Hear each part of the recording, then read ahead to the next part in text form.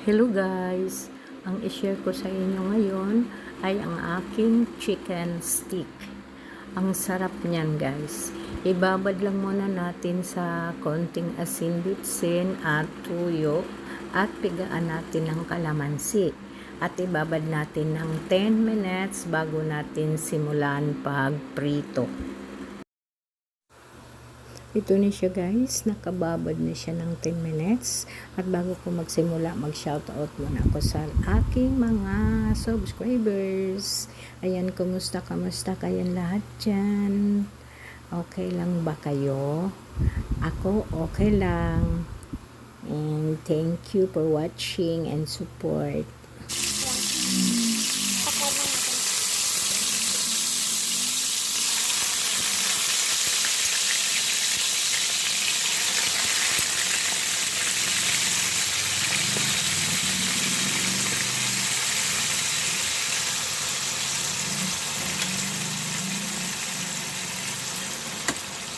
Masarap na ulam ang chicken breast stick.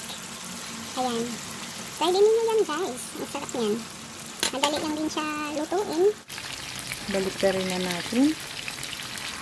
Ayan, pwede na siya. Parang half lang.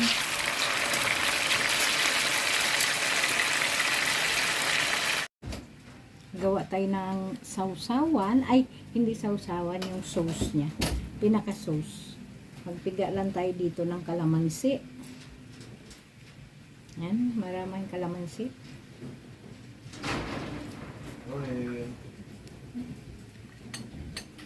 Tanggalan na lang natin yan ng buto mamaya.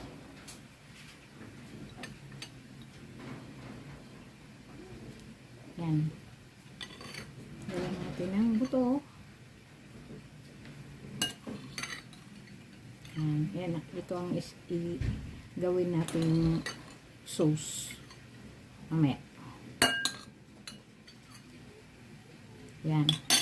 Tapos lagyan natin ng tuyo, mga 2 kutsara. Tapos lagyan natin ng oyster. Yung maliit na oyster lang. Yan, isang lutuan lang. Tapos mix natin. Then lagyan natin ng tubig. Kasi yan ang isabaw natin mamaya. Yan, mix lang natin ng mabuti. Lagyan natin ng cornstarch para malapot. Ano lang, 1/2 lang sa kutsara. Parang isang kutsarita. Yan, tapos i-mix natin. Mix ng mabuti. Tapos, isit aside natin. Habang nagpiprito tayo. Kung nagustuhan nyo to guys, don't forget to like and share and mag-subscribe sa aking YouTube channel. Thank you guys for watching and keep safe tayong lahat. Always. Love you. Mwah mwah. Sorry guys. Late ako reply. Pero mamisita talaga ako sa mga bahay nyo.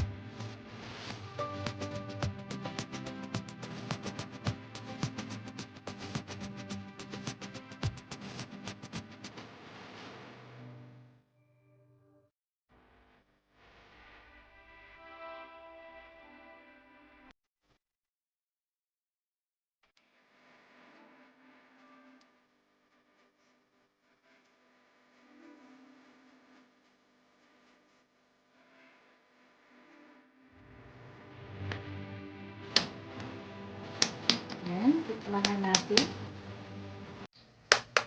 Wow, kalapuyot. Ang sarap.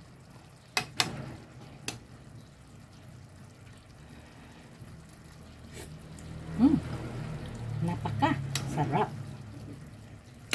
O, diba? Luto na siya, guys. Lagyan ko na siya ng topping. Ayan. Topping para masarap.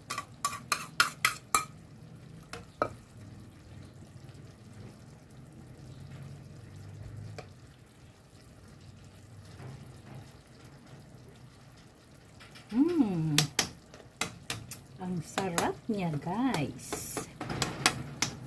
Ayan, sana nagustuhan nyo. And thank you for watching. Bye-bye. God bless.